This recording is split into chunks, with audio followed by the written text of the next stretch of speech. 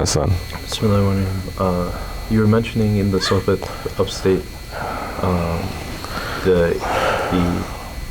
the words that they're always circling and they're always gonna come back, especially if the wrong words are said. I wanted to ask for us. Wrong words and right words, they always circle. Yes. Yes. And? For us, how can we be more mindful of the words that we say, to not say those wrong words that are going to come back to affect us? How are we going to be more mindful?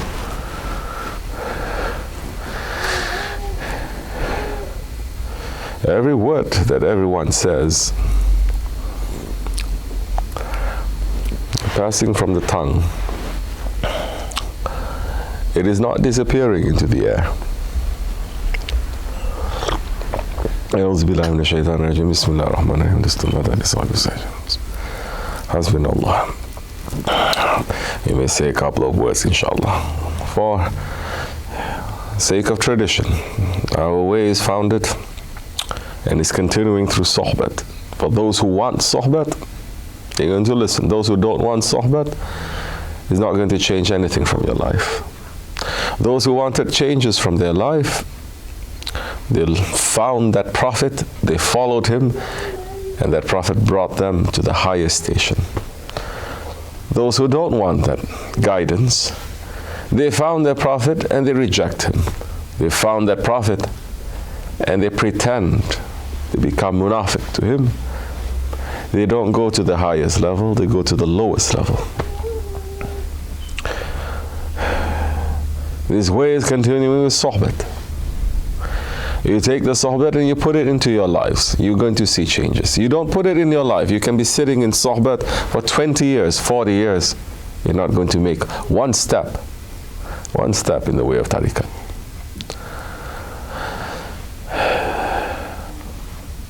Holy Prophet ﷺ is saying, say something that is going to give you and others benefit, or else keep silent. Don't talk. This is a hadith sharif that our Shaykh would repeat every week, because it is very important and it is very relevant to us living in these times, that if you are running to get so much knowledge about everything, they're pushing all our children, Muslim children. No, you must run to learn fiqh, you must run to learn tajweed, you must run to learn aqidah, you must run to learn Quran, you must learn, running after all this external knowledge that they are swallowing, just like that. But there is no internal knowledge.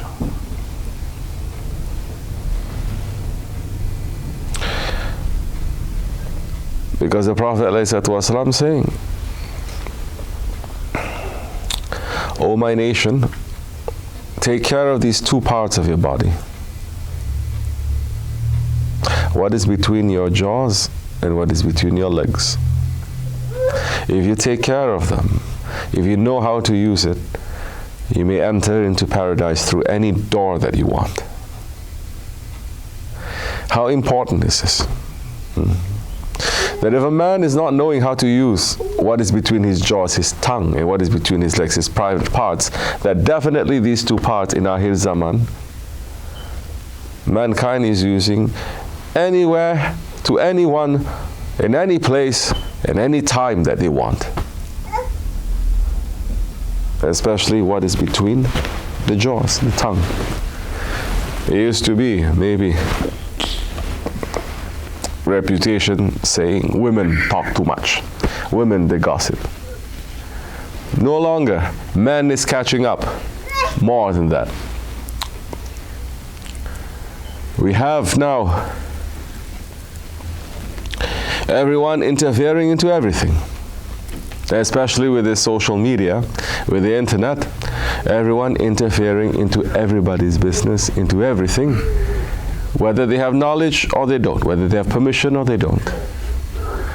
Someone is just going to say something that they found about either about an imam, an awliya, or about the Prophet ﷺ. You don't even know if that one has a ghusl.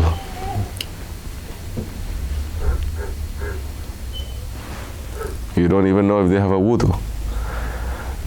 I doubt so many alims whether they have wudu or not when they are speaking there and they are talking. Because you cannot have wudu there when you're sitting around and you're passing judgment about the Holy Prophet ﷺ. There's so many modern scholars they are doing.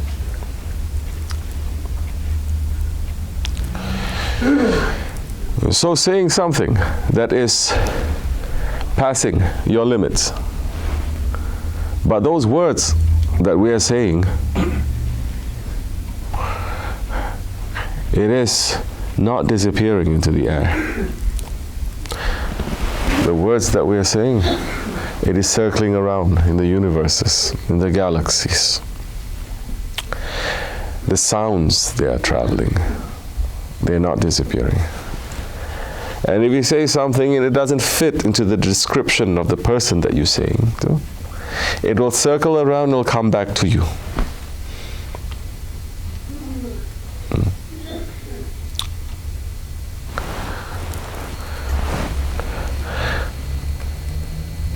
One of the things that is very important in Islam,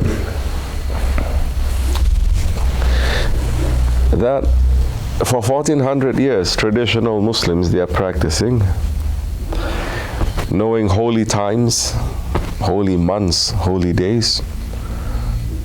What do? They practice iktikaf. What is iktikaf? Today's knowledge, iktikaf is just entering into a masjid and making nawaitu iktikaf. But inside the masjid, they are talking about the worst subjects that outside they don't talk about. You know, it's forbidden even to speak about dunya matters in a masjid. So, man cannot even control his tongue. And you control your tongue by controlling your heart. You don't know how to control your heart because you don't want to put your heart in front of someone who's going to train you. You're going to speak whatever you want. Then Jahannam is your end. People are not understanding what is iktikaf, not understanding what is holy days and nights. Because in holy days, holy nights, holy weeks, and holy months, when you enter into this state of iktikaf, you don't talk too much. You train yourself not to talk too much. You train yourself to say, the words that come out of my mouth now, first words that come out of my mouth when I wake up, must be the shahadat. You train yourself, the last things that come out of my mouth now, before I go to sleep, must be the shahadat. You are careful what comes out of your mouth because you know your Allah is watching you. You know that your Prophet is watching you. You know that the awliya Allah, they're watching you. Your Shaykh is watching you. And you're sitting down every day to say, what did I speak today? What did I speak? These words, they reach to whom? These ones, they help this one, or it cause harm to him? The believer sits and thinks. The believer is the one who thinks. And Allah praises the ones who think. And Allah curses to the ones that He has given the aql and is not using it to think.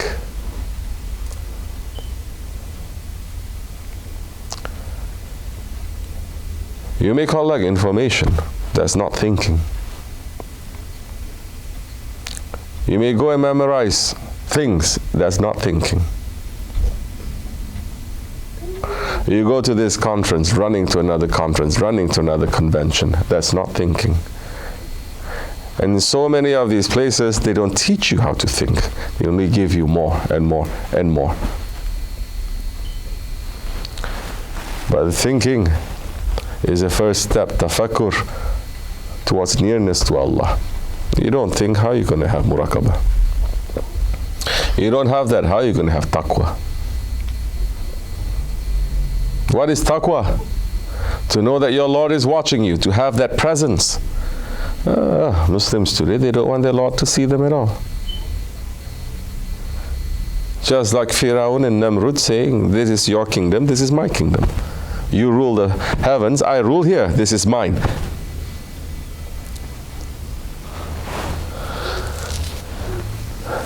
So we don't follow the traditions. To sit and to hold your peace. Shaykh Efendi used to say this Turkish proverb, saying, if speech is silver, then silence it is gold. Where they are encouraging people to be silent these days. If anything they say, speak, speak, speak, talk. Make as much noise as you want. Don't sit and don't think. But Allah is praising those ones who think in the Quran over and over again. These are signs for the men who think.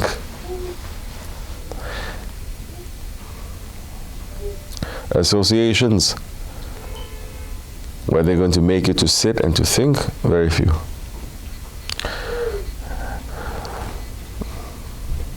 So you're asking me the question, how to be more mindful. Sit down. Holy Prophet ﷺ is saying, 1 hour of meditation, tafakkur, it is better than 70 years of worship. Awliya Allah saying, you cannot carry 1 hour in these days. Sit down and just think for 5 minutes at least. Because we're very busy these days, running after the dunya, running after the desires, running after this false passing world, that even if something is openly a warning from Allah subhanahu wa ta'ala, Muslims are being trained not to think. This is punishment from Allah. No, don't say it's punishment. It is only the weather. This is punishment from Allah. Don't say this is punishment. This is just disease. So more we're pushing Allah out from His creation, more stupid the man becomes. More foolish the man becomes, more he thinks he's going to live forever, that he is the Lord.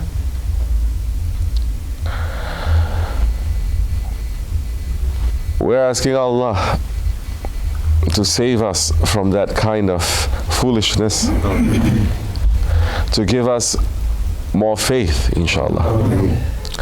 We're asking Allah to make us to have the power to be able to think, to be able to meditate, to be able to understand, and to be able to give shukr to whatever that He has created, and to be around those ones who can think. May Allah remove the arrogance from our hearts, and the stubbornness and the anger and the jealousy.